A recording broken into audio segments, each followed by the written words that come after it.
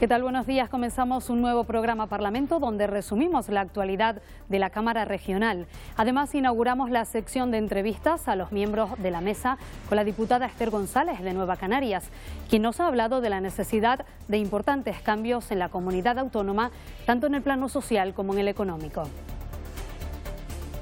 Hay que hacer una profunda reforma fiscal y nosotros pretendemos llevar a cabo esa reforma. ¿Cómo lo pretendemos llevar a cabo? Pues simplemente con que sea una reforma justa. Y una de las cosas que nosotros defendemos es, por ejemplo, en los tramos altos de elegir los artículos de lujo que se les suba el impuesto. Esta semana el Parlamento celebró el homenaje a todas las personas y entidades que participaron en las labores de extinción de los incendios de Gran Canaria y que pudimos seguir en directo aquí, en Televisión Canaria. En el acto se quiso reconocer el trabajo de 67 instituciones que actuaron sin descanso durante esos días. La Comisión de Derechos Sociales, Igualdad, Diversidad y Juventud acogió un intenso debate sobre la implantación de la renta ciudadana. La consejera del área, Noemí Santana, insistió en la importancia de la medida y enumeró sus objetivos al frente de este departamento.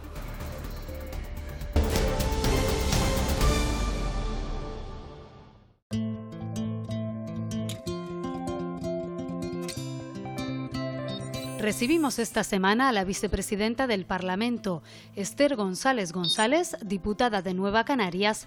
Nació en Venezuela en 1962, pero siendo muy pequeña se vino a vivir a Tenerife. De Venezuela tengo algún recuerdo, pero poco. Insisto, nací allí, soy de allí porque nací allí, pero nada más. Se licenció en Económicas por la Universidad de La Laguna y se diplomó en Gestión Tributaria y Asesoría Fiscal. Y aunque los números son su fuerte, no siempre lo tuvo tan claro.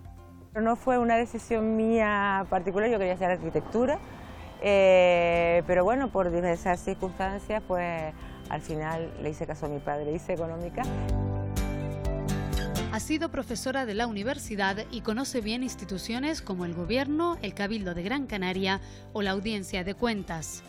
Incluso en la Tesorería Territorial de la Seguridad Social del Estado, o sea que, salvo el Ayuntamiento, las he pasado por todas. Bueno, pues nos encontramos en el Parque García Sanabria, en pleno centro de Santa Cruz de Tenerife, un lugar que estábamos comentando fuera de cámara, tiene un significado especial para usted. Bueno, pues sí, yo viví toda mi infancia y mi juventud, bueno, y hasta los 28, 27 años, en la calle del Pilar, con lo cual el sitio de juegos en los columpios básicamente era en el parque, y luego ya, bueno, pues toda la parte, los gorgoritos, la fiesta de mayo, las exposiciones de flores, pues pasé mucho tiempo de mi infancia en el parque y tiene ese cariño, esa añoranza, ese sitio especial. Y además el destino ha querido pues, que el pacto con el que ahora mismo se gobierna en Canarias, ese pacto de progreso, pues también se firmara a pocos metros de aquí, en el Reloj de Flores. Pues sí, eso es casualidad, que conste que yo no intervine en el asunto, pero sí, efectivamente se firmó en el Pacto de las Flores, precisamente, se firmó en el Parque, el Reloj de Flores, precisamente por ser un sitio emblemático en Santa Cruz y bueno, pues para el Pacto de las Flores posiblemente tenga el mismo carácter simbólico y de añoranza y cariño que tiene para mí, porque aquí pasé mi infancia. Como en esta nueva legislatura, 10ª legislatura, usted además diputada, pero comparte esa responsabilidad con una nueva, la de vicepresidenta de la mesa, vicepresidenta del Parlamento. ¿Ha cambiado de alguna manera su forma de ver la institución? Bueno, pues no ha cambiado mi forma de ver la institución en tanto cuanto, pues, bueno, de la actividad gubernamental, o sea, del gobierno, del Parlamento, pues conocía lo que conocía por los compañeros que en aquel momento estaban allí, principalmente por la presidenta, y porque además ella siempre intentó que todo el mundo participara, entonces todas aquellas acciones que desde la presidencia del Parlamento llevaba, pues con Coprepa, con la Carle, pues nos las hizo vivir a todos. Entonces no me fue absolutamente desconocido Lo que sí pensaba era bueno, que llevaba menos trabajo, que tenía o llevaba menos tiempo y era menos trabajoso, pero no, o sea, Parlamento, la mesa del Parlamento es el gobierno del Parlamento, con todo lo que conlleva cualquier gobierno, desde los temas de personal, de recursos humanos, desde todos los temas de contratación, del seguimiento presupuestario, aparte de todas las decisiones respecto a los grupos que se tienen que tomar, independientemente de las calificaciones, que también las lleva, de todas las iniciativas que se llevan a cabo. Es un trabajo bonito, a mí me gusta porque me gusta la gestión, pero que conjugado con el de diputada de un grupo que además es un grupo pequeño, que tenemos que distribuirnos entre pocos todas las iniciativas que hay que llevar a las mesas de las comisiones, pues la verdad que es bastante duro. O sea, ya si yo en la otra legislatura decía en una época que no sabía lo que era un sábado, un domingo, una fiesta, ya sé que se me acabaron por lo menos en los próximos 4 años. Sí, porque usted ha dicho que quiere seguir interviniendo, quiere seguir defendiendo la postura de su partido. Va a pedirle además al consejero de Obras Públicas que modifique la ley del transporte, es una de las iniciativas que ha anunciado recientemente. ¿Cómo quiere que se modifique? Vamos a ver, la ley de transporte es una ley que viene desde el año 2007, que además nació mal. Nació con un montón de problemas y ha creado un montón de problemas, no solo al sector del transporte, sino también a las administraciones que tienen competencia en materia de transportes, por ejemplo, los cabildos. Esa ley había que haberla modificado hace muchos años, no la han hecho, han ido parcheando y solucionando cosas puntuales, incluso algunas de esas cosas puntuales que han solucionado ha creado otros problemas. Ya en la anterior legislatura fue una reivindicación que tenía desde el principio de la necesidad de modificar la ley de transporte. Hubo un primer anteproyecto que se puso en exposición pública, que lo puso, era cuando Ornella Chacón era consejera de Obras Públicas y Transporte, y que quiero decir que era un borrador con el que yo no compartía por lo menos el 100%, pero bueno, sale el Partido Socialista del Gobierno, se queda coalición y el consejero entrante, don Pablo Rodríguez, se compromete a que paraba esa ley, volvía a empezar y iba a ser una ley consensuada con todos los agentes implicados. Y se comprometió a que esa ley iba a salir, iba a aprobarse antes de que acabara la legislatura. Pues no solo no se aprobó, no se empezó, ¿no? Entonces yo entiendo que es fundamental, además, por la cantidad de problemas que está generando y por lo obsoleto que ya se ha quedado, que esa ley se modifique, y como es una ley que requiere mucho consenso y que el sector del transporte es un sector muy atomizado, con lo cual no tienes que hablar con uno o dos personas, tienes que hablar muchos sectores, los taxis, las guaguas, los camiones, las discrecionales, las VTC, lleva trabajo y lleva mucho trabajo, y es necesario empezarla cuanto antes para garantizar que en esta legislatura sí de verdad se va a aprobar. En esta legislatura, ahora el próximo mes, entran los presupuestos al Parlamento y hay un debate ahora mismo muy importante relativo a si hay dinero, si no hay, la herencia que dejó el gobierno anterior. ¿Lo va a tener fácil el gobierno? El consejero de Hacienda es de su partido, el señor Román Rodríguez.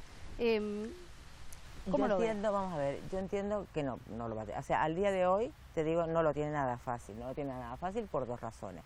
Primero, porque es que antes de llegar a ese presupuesto, que es pasado mañana, como quien dice, tiene que solucionar este desaguisado. Y te cuento ahora por qué. Y segundo, porque además va a tener que hacer un presupuesto a ciegas, porque es que los parámetros de estabilidad para el 2020 no están determinados, no están aprobados, pues porque existe un gobierno en funciones en España.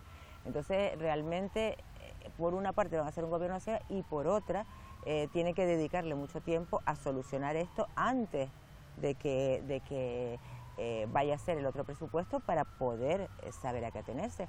Porque es que hay una cosa importante, o sea, esa herencia con ese incumplimiento de la regla de gasto que se va a producir y con ese déficit superior al que está permitido, no es algo que vaya a afectar al presupuesto del 19, es que nos va a hipotecar en los presupuestos futuros.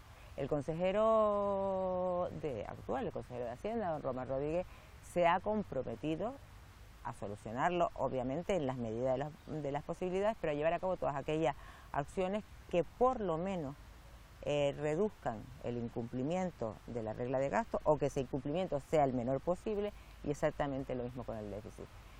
Cuanto más consiga en sanear, en que las cuentas efectivamente están saneadas, pues menos problemas tendrá para los presupuestos del 2020.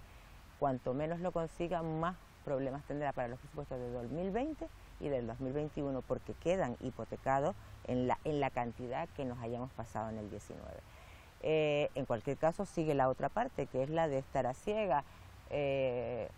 Difícilmente, o no hay mucha previsión de que vaya a haber un gobierno pues a corto plazo, sino que vamos a ir a unas elecciones, con lo cual posiblemente este presupuesto se haga en cuanto a los parámetros de estabilidad para el año 2020, a ciega, teniendo en cuenta los de este año, que serán o no los que luego apruebe el Consejo de Política Fiscal y Financiera, cuando haya un gobierno estable en España.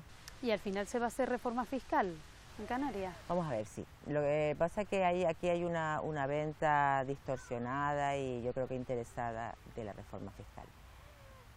Lo que Nueva Canarias plantea, y es lo que hay acordado en el Pacto de las Flores, es que hay que hacer, pero esto no es porque esté acordado en el Pacto de las Flores, esto viene desde detrás, hay que hacer una profunda reforma fiscal.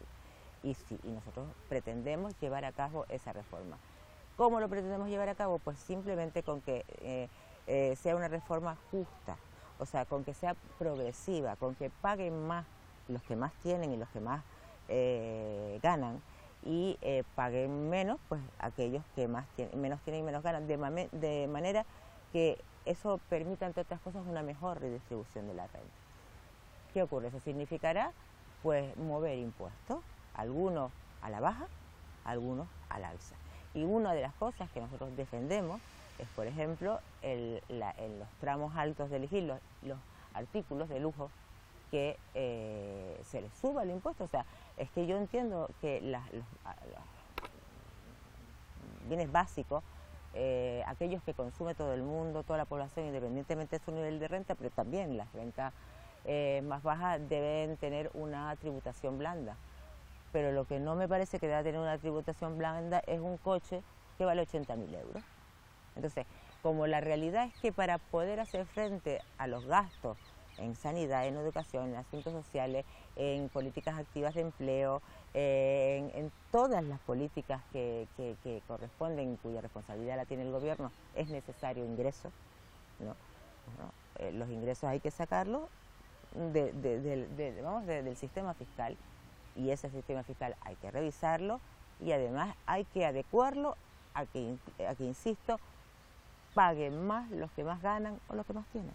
Y esa es la idea, o sea, no estamos hablando, o sea, aquí hablan de que lo que vamos a hacer es subir impuestos. Pues no, subiremos, por supuesto que subiremos impuestos. Y ya le digo y le adelanto, todo el IGIL lo vamos a subir para los artículos de lujo. Sí que lo vamos a hacer, pero eso no significa, o sea, en aquellos temas relacionados, o sea, o que vayan más directamente o afecten más directamente a las rentas bajas, al revés.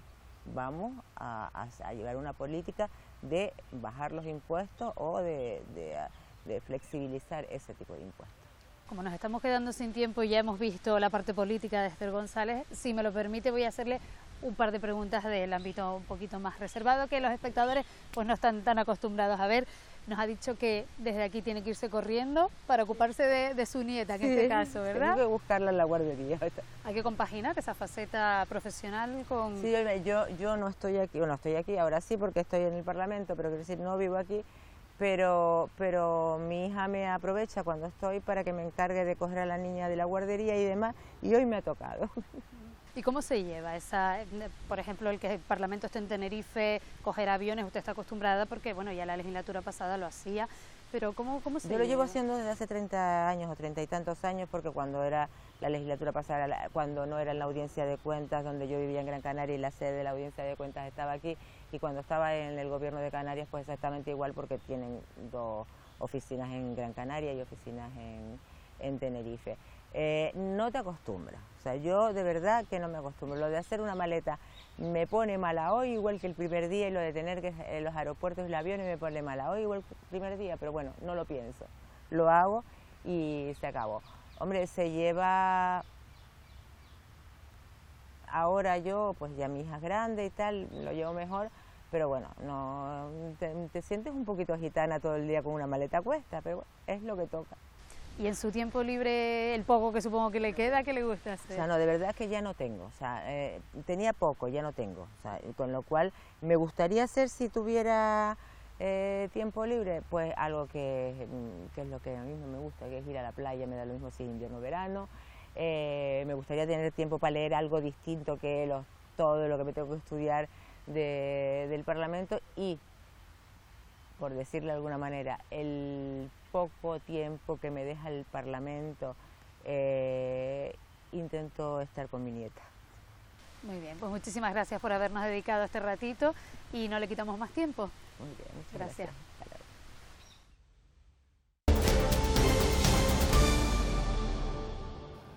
Esta semana el Parlamento ha rendido homenaje a las personas que trabajaron en los incendios que afectaron a Gran Canaria durante el pasado mes de agosto. Se entregaron 67 distinciones para reforzar el agradecimiento por las labores que realizaron durante 12 días. Medios aéreos y terrestres de Canarias y de la península trabajando sin descanso durante casi 2 semanas y en ocasiones jugándose la vida. En nombre de los Gran Canarios y Gran Canaria, además de este agradecimiento, la voluntad de la sociedad Gran Canaria de mirar hacia adelante. Este es un acto justo y festivo de una agonía superada y de una victoria, esta vez de nuevo del pueblo canario, ante algo tan dramático como es un incendio. Desde la mesa del Parlamento se ha querido entregar estas 67 distinciones para reforzar el agradecimiento que ya dio a estos profesionales la sociedad canaria. Hoy tiene todo el sentido que este Parlamento de Canarias, donde reside la representación del pueblo de estas islas, abra sus puertas para reconocer a quienes esos días lo dieron todo, poniendo en riesgo sus propias vidas.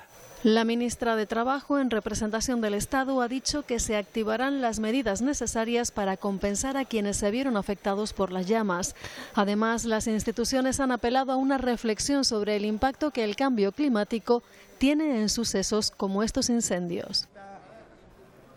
El vicepresidente y consejero de Hacienda, Román Rodríguez, ha comparecido en comisión parlamentaria para dar cuenta de las principales líneas de su consejería para esta legislatura.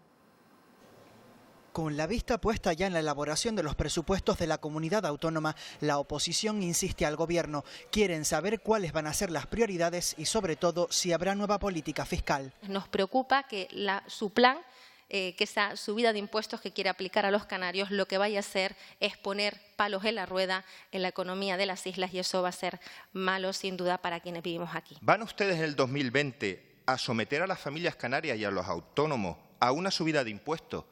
Porque, y no es una excusa, usted no se atreve a reclamar al Gobierno de España y a sus socios de gobierno el dinero que le deben a Canarias. No se trata de que no haya una reforma fiscal, sino que la reforma fiscal, en este caso del archipiélago, y eso lo hemos reivindicado durante muchísimo tiempo, es difícil de afrontar. Los grupos que apoyan al Ejecutivo creen que el nuevo Gobierno tiene mucho trabajo por delante en materia presupuestaria para cumplir con la agenda social. Que nadie dude de que este Gobierno va a reclamar y a negociar con firmeza, pero con diálogo, acordando y de alguna manera que se revierta en Canarias toda la deuda. Antes de poner en marcha todas esas medidas, no le queda más remedio que solucionar el desaguisado financiero en que nos ha dejado sumido el Gobierno saliente, el Gobierno de Coalición Canaria. Hay que incidir más en la progresividad de las figuras tributarias sobre las que tenemos competencia y suficiente para poder abordar los retos que nos hemos marcado. El vicepresidente y consejero de Hacienda ha dicho que trabajarán para que prevalezca la condición de Canarias como región ultraperiférica y también el Estatuto de Autonomía y el REF. Y vamos a ajustar los gastos para cubrir las desviaciones. Vamos a intensificar las exigencias a la Administración del Estado para que cumpla, y tendrá que cumplir. Y vamos a gestionar el presupuesto del 19 para que no hipoteque las políticas públicas, no de este año, sino los años venideros. Rodríguez ha asegurado que el actual Ejecutivo no comparte la política fiscal del anterior gobierno nacionalista y que revertirán lo que consideren oportuno. El titular de Administraciones Públicas, Justicia y Seguridad, Julio Pérez, ha explicado también en comisión los objetivos, el plan de trabajo y la agenda legislativa de su consejería para la presente legislatura. Impulsar las nuevas infraestructuras judiciales y mejorar el empleo público están entre los principales retos. La dimensión de la Consejería de Administraciones Públicas, Justicia y Seguridad se refleja en el aumento de su presupuesto y en los más de 700 empleados públicos con los que cuenta. Los grupos parlamentarios plantearon los temas que consideran vitales en esta legislatura: mejorar o desbloquear los proyectos de las infraestructuras judiciales, la calidad del empleo público, así como mejorar las herramientas para que la justicia sea más eficaz y moderna. Saber si se va a desbloquear el proyecto de la Ciudad de Justicia de la provincia de Santa Cruz de Tenerife, y también tenemos especial interés por saber las obras del puerto de Rosario. Había un acuerdo de la creación de la bolsa de interinos desde 2011 con una aprobación, con un periodo de 2 años, esto, ¿verdad?, con una ampliación a 1, ¿no? Esa bolsa de interinos nunca se puso en funcionamiento. No se ha iniciado el edificio de justicia de Puerto del Rosario, con lo cual es muy difícil que se culmine una cosa que no se ha iniciado y que además ha tenido un proceso y mantiene un proceso muy complejo. Nuestra ley 6/1997 es la ley de coordinación de policías locales. Estamos hablando de una ley del siglo pasado y estamos hablando de que necesitamos una seguridad real y actual. Los titulares en el mes de agosto fueron un tanto alarmistas. No se suspendieron los procesos selectivos, se suspendió el plazo para resolver los procesos selectivos. El 80% de los funcionarios se jubilan en 4 años es alarmante, pero no creo por el número, que es importante. Creo que lo más que nos debe preocupar es la pérdida del conocimiento adquirido. El consejero asegura que en esta legislatura todos los esfuerzos girarán sobre el impulso para lograr estabilidad en las administraciones. El pacto de gobierno, que lo singulariza, se refiere a lo que llama 4 ejes: mejora de la calidad y modernización, mejora del servicio a los ciudadanos, mejora de las infraestructuras y de las condiciones laborales de los funcionarios y desarrollo de la Ley Canaria de Memoria Histórica. Construir nuevos edificios judiciales, culminar el de Puerto del Rosario, iniciar en Santa Cruz de Tenerife, saber que tenemos ahí una dificultad importante con los terrenos. La consejería sitúa entre las prioridades para esta legislatura mejorar los servicios y la calidad de los empleos públicos. También ha comparecido por primera vez en comisión la consejera de Derechos Sociales, Igualdad, Diversidad y Juventud, Noemí Santana, que enumeró sus objetivos de cara a los próximos 4 años. La prioridad, ha dicho, es la implantación de la renta ciudadana, pero hasta que se legisle en torno a este proyecto, se incrementará la prestación canaria de inserción para llegar a 5.000 familias más. La renta ciudadana es el proyecto estrella de la Consejería de Derechos Sociales, Igualdad, Diversidad y Juventud. Para Noemí Santana, la prioridad de esta legislatura es el ciudadano, las personas, luchar contra la exclusión social y mejorar la igualdad. Mientras llega el momento de legislar sobre la renta ciudadana, se incrementará la prestación canaria de inserción para un total de 10.000 familias. No vamos a esperar a que se ponga en marcha esa renta ciudadana, sino que a través de sus presupuestos legislaremos para que pronto sea una realidad. Los grupos que conforman el Gobierno consideran que, aunque faltan recursos, hay que reducir la burocracia y lograr una mayor eficiencia en todas las áreas. Si tenemos poco personal, tenemos que ser más eficientes. Por tanto, menos burocracia y mayor eficiencia, mayor comunicación de los datos. La dependencia, la valoración de las personas es muy importante. No puede estar una persona esperando meses y meses para que la valoren o que vayan a hacer la valoración y luego el dictamen. Hay problemas estructurales y, por tanto, las soluciones tienen que ser estructurales. Podemos tender a buscar soluciones rápidas, porque sean efectistas, porque provoquen un buen titular en la prensa, pero no van a cambiar las causas estructurales. Se dote de recursos humanos y materiales al sistema público de derechos sociales. Además, también creo que es importante, porque sin recursos humanos evidentemente no lo podemos hacer, para que poder avanzar en la simplicidad y agilización de los trámites. La oposición considera que no hay recursos suficientes para cumplir con todos estos objetivos. todo esto sin un buen aparato administrativo no es posible, señora consejera. No es posible implantar una renta ciudadana si los municipios no tienen los profesionales necesarios para atender a las miles de personas que van a acudir a los ya maltrechos servicios sociales municipales. Pero sí le pido que nos pongamos a trabajar ya. Y cuando digo nos pongamos, porque creo firmemente que tenemos que ponernos todos, desde el Gobierno hasta la oposición, hasta el tercer sector, todos los agentes implicados. Otro de los objetivos que se plantean será mejorar el plan de infraestructuras de mayores e incrementar los recursos para atender los casos de dependencia.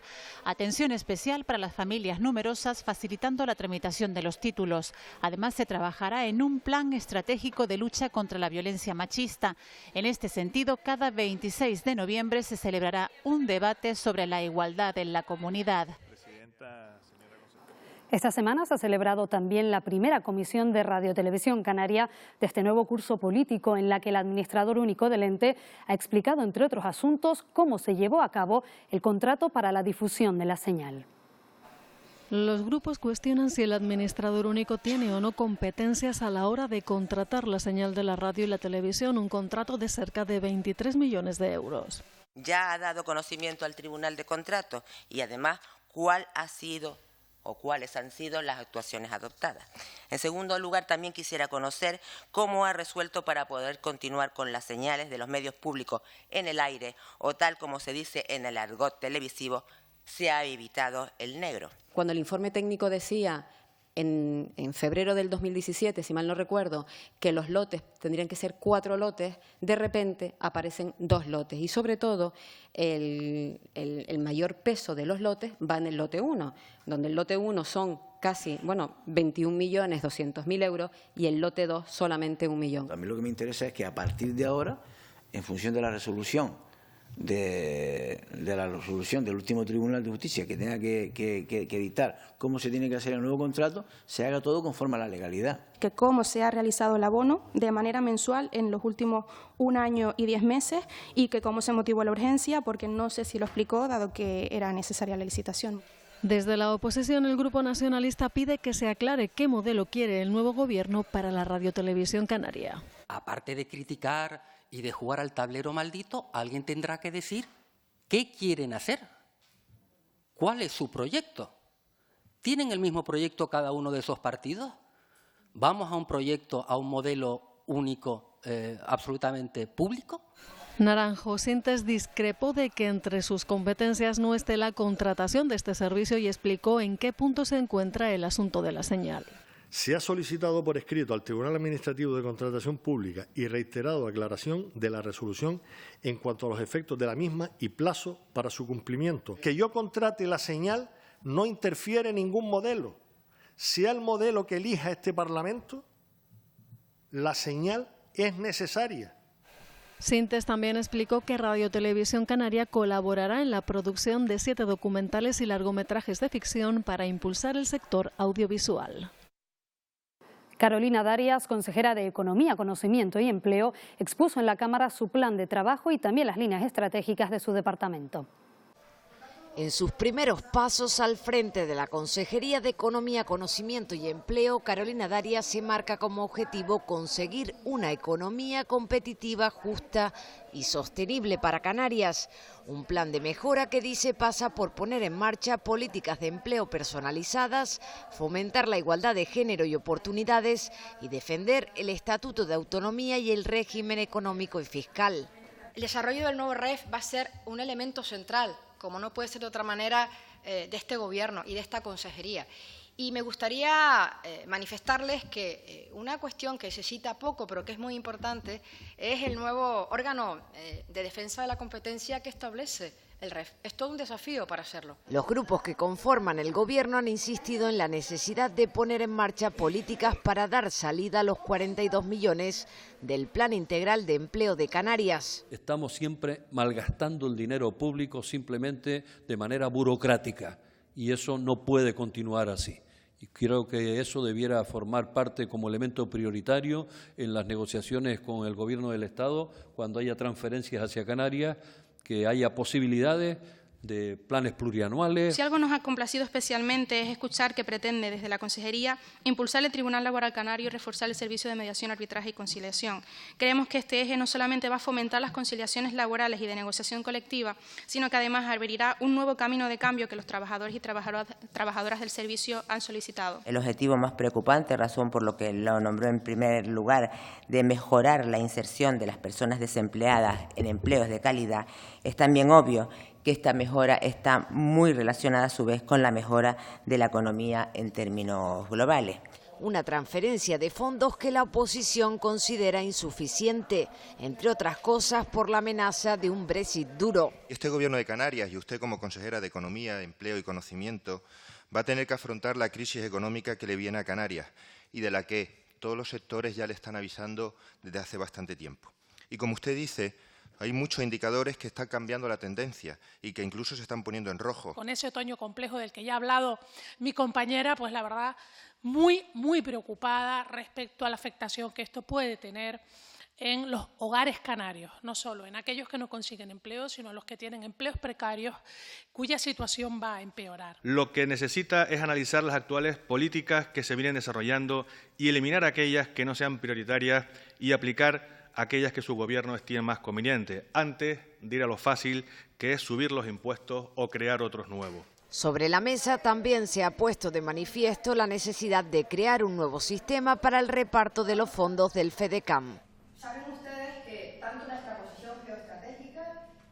El consejero de Obras Públicas, Transportes y Vivienda, Sebastián Franquis, explicó en comisión los objetivos de su departamento y a petición de Sí Podemos Canarias avanzó los planes que tiene la consejería en materia de movilidad sostenible.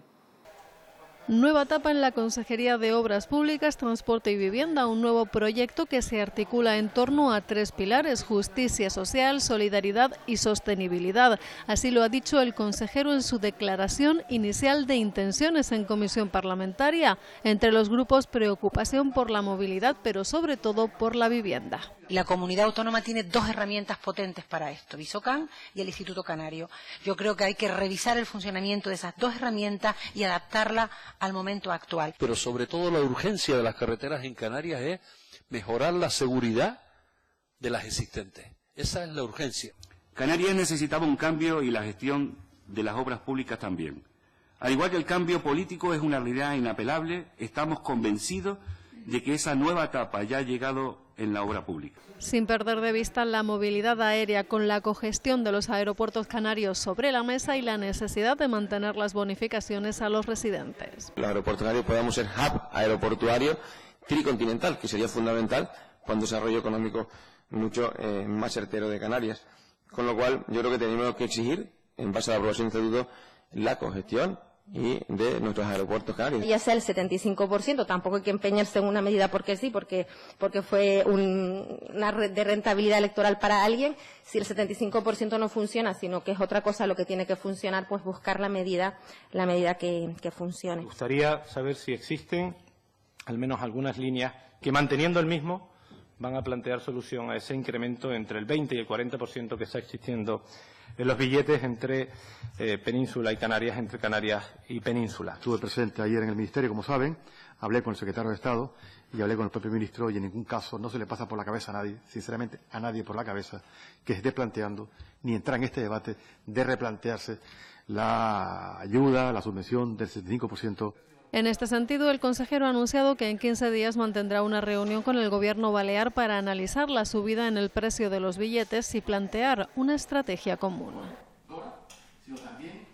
Coalición Canaria sostiene que su gestión de las finanzas, cuando estaban al frente del Gobierno de Canarias, fue rigurosa y adaptada a las recomendaciones del Estado y de Europa. Reconocen, eso sí, que este año se va a incumplir la regla de gasto, una decisión que, según han explicado, se puso en conocimiento del Parlamento cuando se elaboraron los presupuestos de 2019 y que se adoptó para invertir parte del superávit en una mejor atención social. Además, insisten, eso no va a significar un mayor endeudamiento. Anuncian que interpelarán al consejero de Hacienda en un próximo pleno.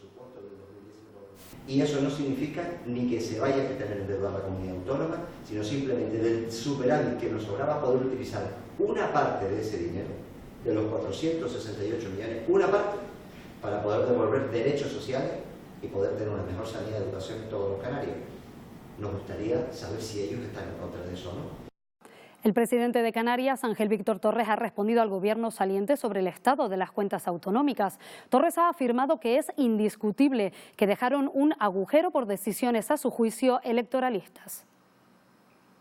Es que me digan si es cierto o no que vamos a tener 100 y pico millones de ingresos menos en el ejercicio actual por decisiones que ellos tomaron absolutamente poco rigurosas y electoralistas. La portavoz de Ciudadanos en el Parlamento, Vidina Espino, ha presentado formalmente una queja para denunciar que, según su partido, no se están publicando los acuerdos del Consejo de Gobierno. Según Espino, esta situación está dificultando la labor de fiscalización y control al Ejecutivo.